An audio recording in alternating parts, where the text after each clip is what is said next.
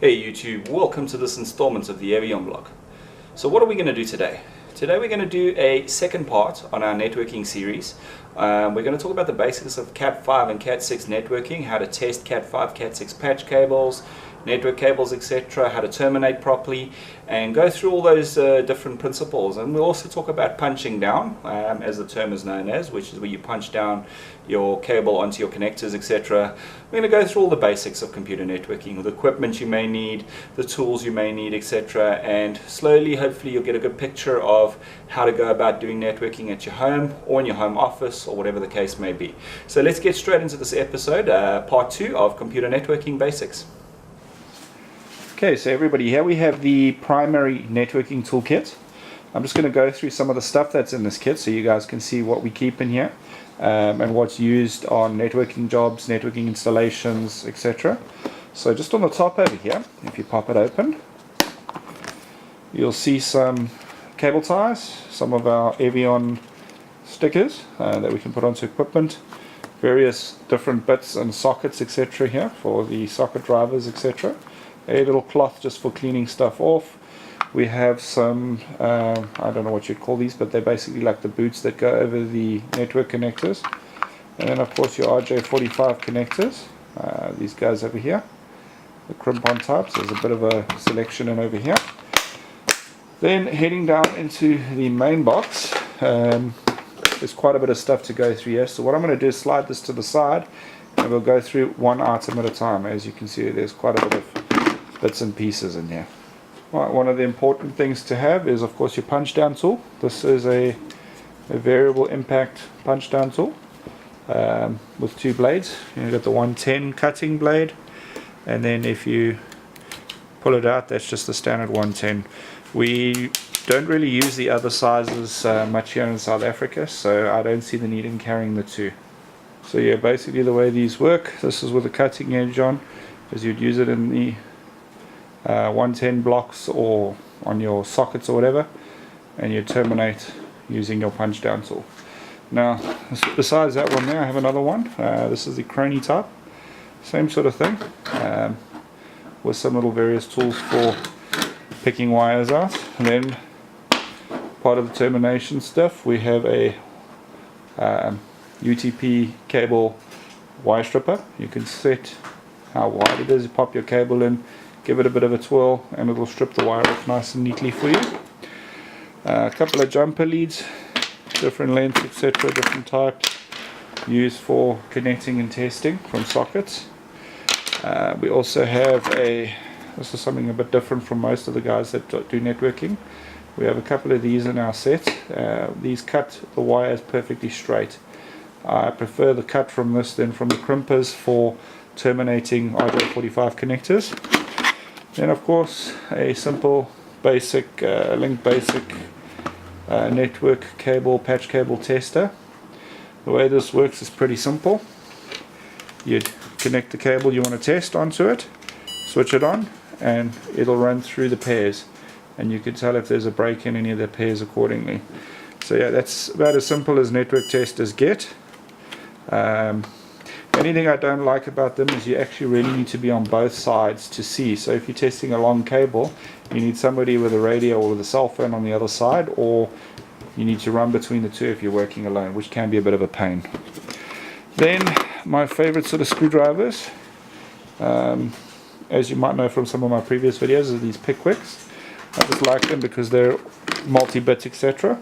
Then a different type of punch down tool. This is the other blades, etc. For the two. This is a 110, I think it's a 66, both of them cutting. Yeah, so it's a 66 on this end and a 110 on this end. It's just kind of a spare. A bit driver, just another one, ratcheting type. Various little tools, side cutters, etc. Not all needed, but good to have. Okay, so there are a few other things in this top tray. I'm not going to go through them all, but like glue, etc., everything's in here.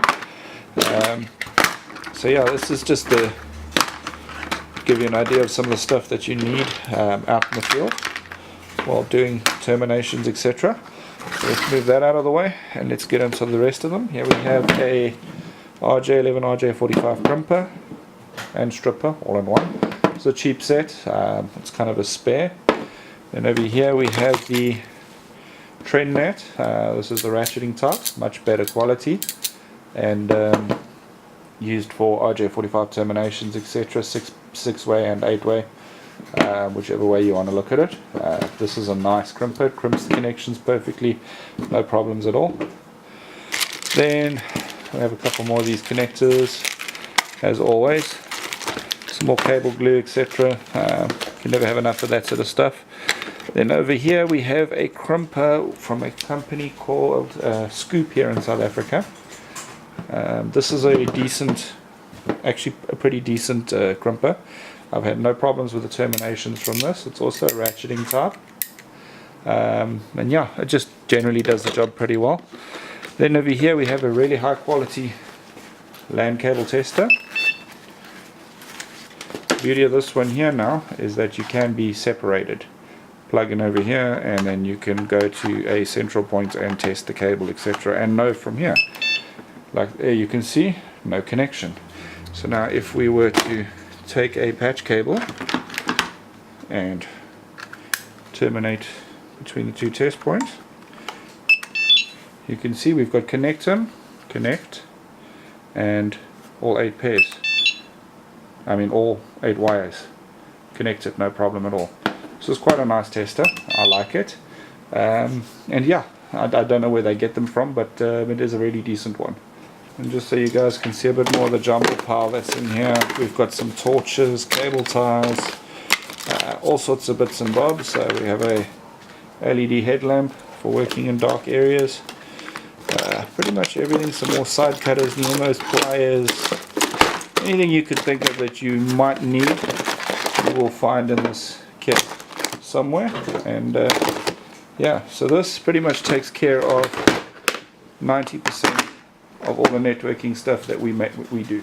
So this basic kit over here kind of takes care of 90% of our networking without need for anything else, and it's quite small, it's not very heavy, and it's easy to get on the job with. Now I just want to go through some of the more specialized stuff that we also have. We have another toolkit which is more of a general one, but it also includes some networking stuff, so I'm going to go through that quickly now, show you guys what we have there, and then I'll show you guys some of the fancier testers and stuff that we make use of. Right, here we have a tool bag. In this tool bag, I'm just going to go through it pretty quickly again. Another one of these Pickwick screwdrivers. Like I say, very nice for computer work or just for general driving needs. It does the job. Another one of these cheap network testers, network cable testers.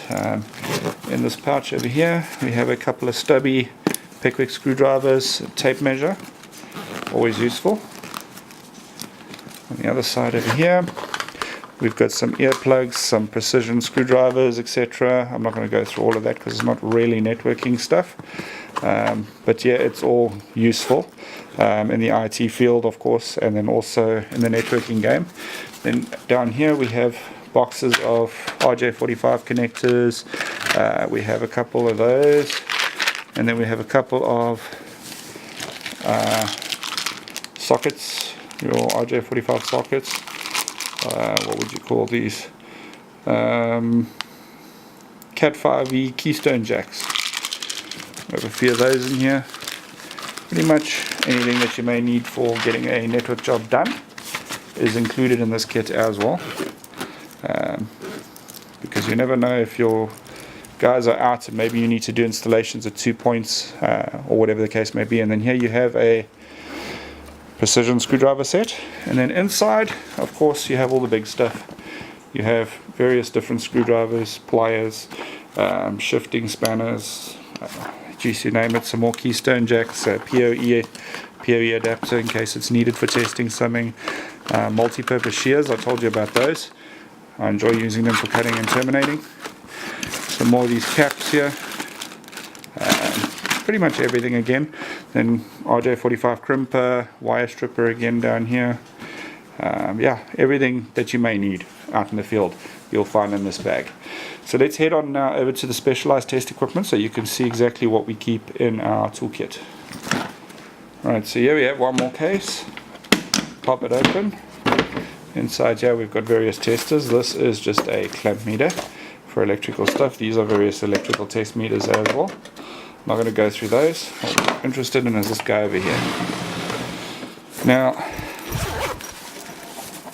saying that I have never been a big brand person such as Fluke, etc., or whatever the case may be, this is a Fluke Networks, and we know Fluke are really good at the equipment that they supply. This is the IntelliTone Pro 200 tone probe. This being the probe, this being the tone. I'll do a separate review of this equipment in not too distant future, so you guys can see, but this is used for cable tracing. You basically set the tone on the cable or plug the cable into the toner, and you can use the probe to find it. This is a digital and analog tone and probe and a cable tester all in one. So it's kind of multi-purpose, which is great. It replaces a lot of equipment. Basically, you can get on the network job and just carry this, your crimper, a wire stripper, and you'd be good to go. If you've got a good crimper, that's all you need with this, and you're good for your networking. But yeah, that's pretty much it from our basic kits and setup.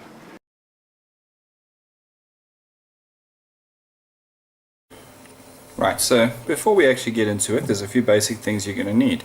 Let's say this is the patch cable that you want to make, and you've got your RJ45s, you've got your basic tools, and probably need a pair of side cutters.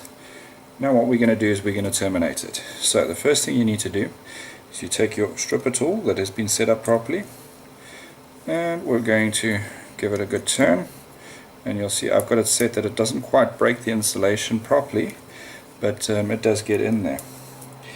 Then what we're going to do is we're going to peel back this wiring over here. You'll see a bit of stranded material inside here. We're going to cut that away, okay, so that we don't have any of those strands dangling about. And now we're just going to get rid of some of this, but not too much, of this center plastic. Okay, so there we have it. So we've got the wires cut back and stripped back nicely.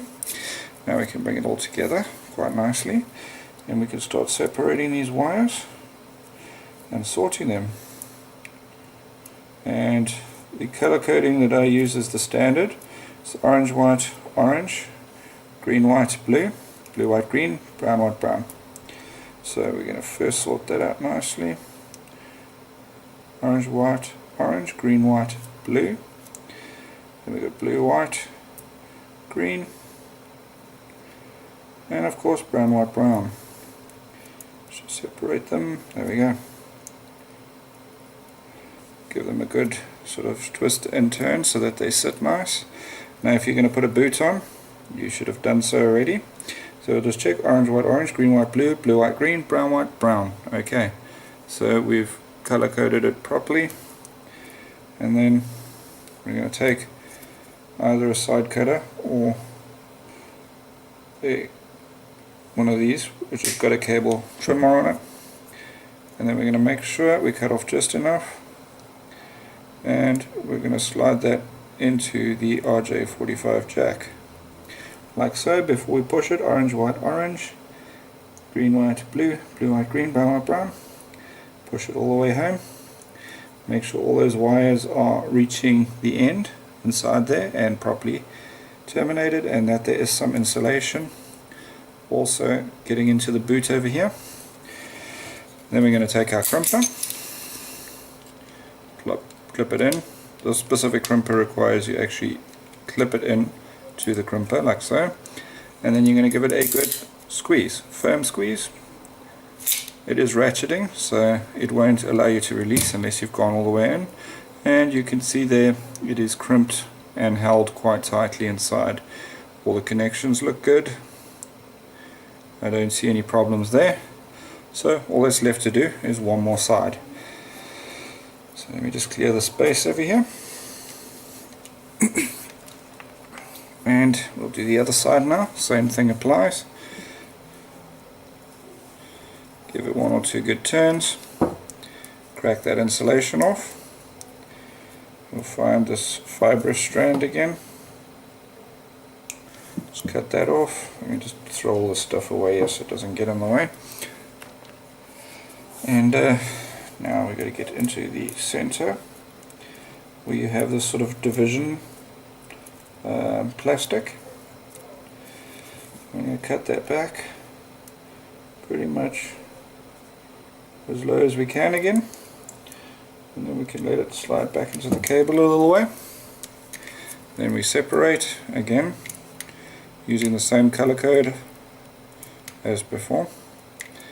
So we pull these wires apart and we go orange, white, orange, green, white, blue. And we're going to go blue, white, green, and lastly brown, white, brown. So there we have it. Now some people say, oh, you make it look so easy. I've been doing this a while, so I've sort of perfected the, well, I wouldn't even say I've perfected it, but some would say I've perfected how you do it. So orange, white, orange, green, white, blue, blue, white, green, brown, white, brown. Okay, this time I'm going to use the side cutter just to show you guys. I don't often use this side cutter because this isn't necessary. It's just long enough, and sometimes it just doesn't cut quite nicely. So we get all that out of the way.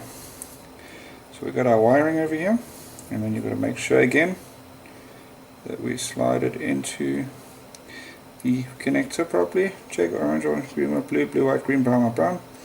Push it home so that all the wires are reaching where they need to be. Otherwise you're going to have a disconnection. Now I'm kind of on purposely creating a fault here, or trying to create a fault, just to see, but that might not be enough. So give it a crimp and we're done. Connection terminated. So now we have a patch cable. Now what we need to do is test this patch cable. Now in order to test, we bring in one of our network test cable testers. We plug it into both ends and we'll switch it on and we'll just check. Alright, it looks like they're all terminated. 1, 2, 3, 4, 5, 6, 7, 8. No problems at all. This cable is 100% and ready to be used in your network. So yeah, sorry about not being able to make a cable fault there, but if you look, they're firmly crimped on, nice and firm, and use your patch cable. Neat, tidy, no problems at all. Happy days. Now we can take a bit of a close-up look at our crimp, and you'll see side by side their colors exactly the same. Also from the side you'll see the cable goes all the way through to the end on all my connections. You have to do that to make sure you don't have any disconnections or anything like that.